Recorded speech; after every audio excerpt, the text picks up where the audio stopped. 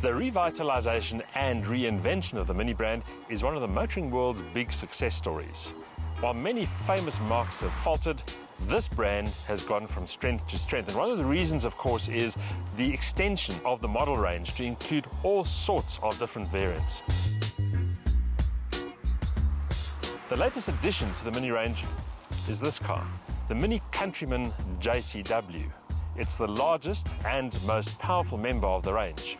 As a counterpoint, we've brought our long-term Mini Coupe JCW, which is the smallest and the most agile model. The comparison should be quite interesting. The modern Mini is a far cry from the tiny but cleverly packaged entry-level commuter it used to be. In the 21st century context, it's become a lifestyle brand with an extensive range of models that span some fairly eclectic expressions of the compact car genre. The current lineup includes hatch, convertible, roadster coupe and estate versions, as well as the supersized Countryman, a kind of mini SUV that also brings optional four-wheel drive to the party. Offered on all these variants is a John Cooper Works version, a designation that promises the kind of giant-killing performance the original Mini Coopers were renowned for. Neither the Countryman nor the Coupe will win any beauty prizes. The Countryman is too big and too blunt to be taken serious as part of the Mini family, whereas the Coupe's roof treatment has made a lot of enemies. But common to both is the JCW treatment, a lower stance, a more aggressive look and the bigger wheels. The Coupe might be an awkward looker, but as the smallest and lightest member of the Mini clan, it's also closest to the sporty spirit of Mini originals such as the Cooper and the GTS. By comparison, the tall SUV-inspired Countryman is more maxi than Mini.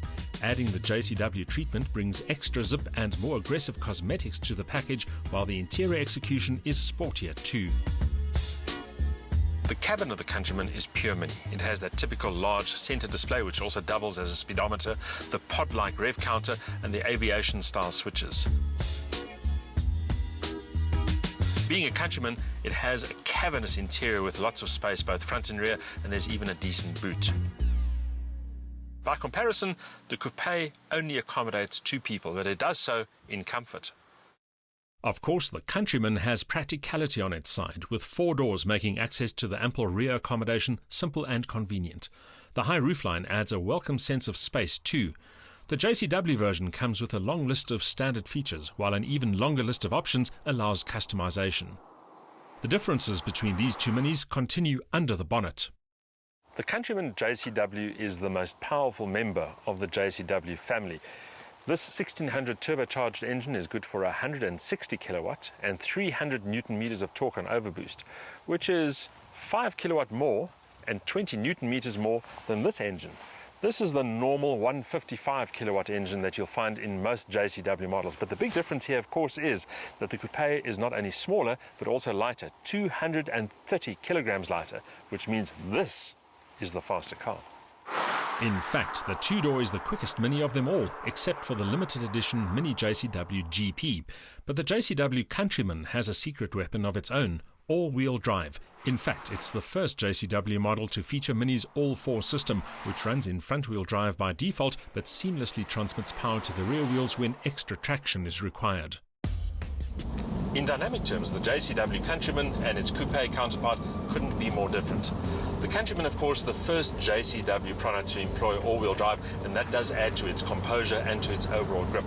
But it still does feel as large as it looks. By comparison, the little Coupe is a lot more agile and a lot quicker too, but it's also more challenging to drive. At 7 seconds dead for the 0 to 100 km/h dash and a 225 km/h top speed, the Countryman JCW is quick, but not as quick as the Coupe JCW's 6.4 seconds and 240 km/h. The Coupe also feels nimbler and more involving, while the Countryman is the more composed, more confident car when pressing on.